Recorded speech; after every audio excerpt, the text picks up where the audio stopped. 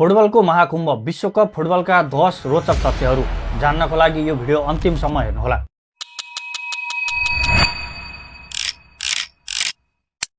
सबै विश्वकप खेल्ने एकमात्र देश।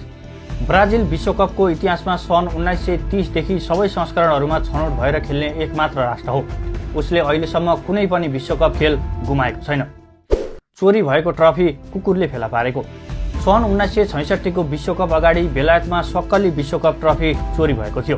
उक्त ट्रफीलाई पछि पिकल्स नामको एउटा कुकुरले झाडीभित्र अखबारमा बेरिएको अवस्थामा सुँगेर फेला पारेको थियो। विश्वयुद्धका कारण ब्रेक। सन् 1930बाट सुरु भएको विश्वकप हरेक 4-4 वर्षमा हुनुपर्ने भए तापनि दोस्रो विश्वयुद्धका कारण सन् 1942 र 1946मा यो प्रतियोगिता आयोजना हुन सकेन। सबैभन्दा चाँडो गोलको कीर्तिमान। विश्वकप इतिहासको सबैभन्दा छिटो गोल गर्ने कीर्तिमान टर्कीका हाकान सुकुरको नाममा छ। उनले सन् 2002 को विश्वकपमा दक्षिण कोरिया विरुद्ध खेल सुरु भएको मात्रै 10.89 सेकेन्डमा गोल गरेका थिए। सबैभन्दा बढी उमेरका खेलाडी।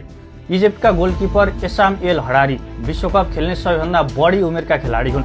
उनले सन् 2018 को विश्वकपमा साउदी अरेबिया विरुद्ध खेल्दा उनको उमेर 45 वर्ष 161 दिन थियो।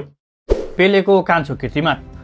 फुटबलका जादुगर पेले विश्वकपमा गोल गर्ने, ह्याट्रिक गर्ने र विश्वकप जित्ने इतिहासकै सबैभन्दा कान्छा खेलाडी हुन्। उनले सन् 1958 मा मात्र 17 वर्षको उमेरमा यी सबै कीर्तिमानहरू राखेका थिए। सबैभन्दा बढी गोल गर्ने खेलाडी।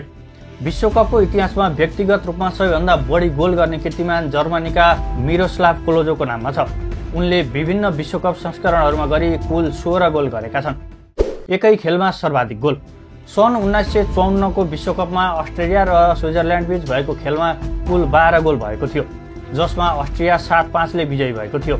यो विश्वकप इतिहासको एकै खेलमा भएको सबैभन्दा बढी गोल हो। सबैभन्दा बढी दर्शक उपस्थित खेल। सन् 1950 मा ब्राजिलको माराकाना स्टेडियममा ब्राजिल र उरुग्वे बीच भएको फाइनल खेल हेर्नका लागि आधिकारिक रूपमा 1,73,850 दर्शक रङ्गशाला पुगेका थिए, जुन विश्वकप इतिहासकै सबैभन्दा ठूलो संख्या हो। पहिलो संस्करणको विजेता।